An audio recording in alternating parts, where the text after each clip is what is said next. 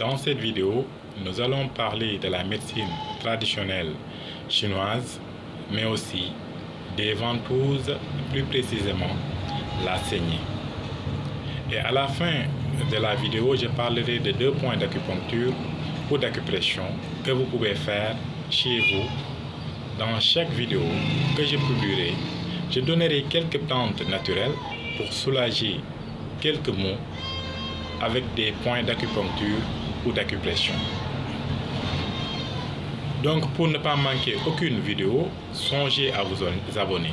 Si la médecine traditionnelle chinoise a comme premier objectif d'entretenir la santé et de prévenir les maladies, elle permet aussi de soigner la plupart des maladies auxquelles nous encourons tous les jours. Les problèmes cutanés, musculo-squelettiques, neurologiques, digestifs, respiratoires, génitaux, hormonaux, de même que certaines infections et certains problèmes émotifs.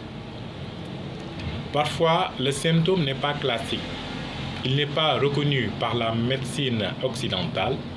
Par exemple, sensation de chaleur, mais la peau est froide au toucher.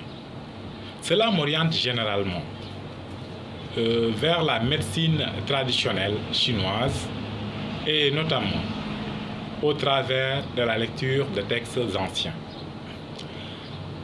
Pour les ventouses saignantes, cette médecine ancestrale pratiquée en Égypte et aussi par les Chinois a été reconnue en 2004 par l'Organisation mondiale de la santé comme thérapie guérissant certaines maladies dont l'asthme, le diabète et l'acné.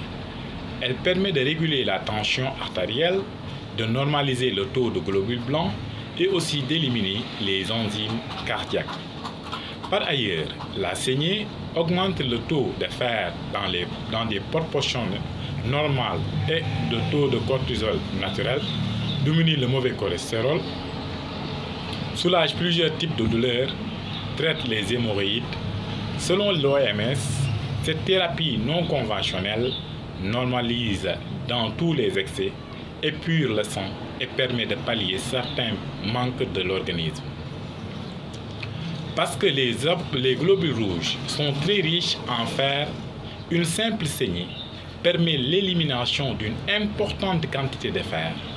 L'organisme va alors fabriquer de nouveaux globules rouges en allant puiser le fer qui s'est déposé dans les organes surchargés, foie, pancréas, cœur, etc.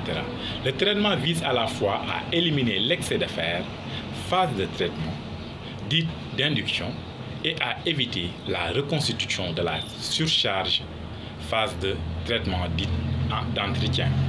Pour les douleurs liées au dos et aux muscles et à la sciatique, je vous suggère une infusion composée de laurier, 5 à 6 feuilles, une cuillère à café de curcuma, plus une gousse d'ail pendant 3 jours, matin et soir.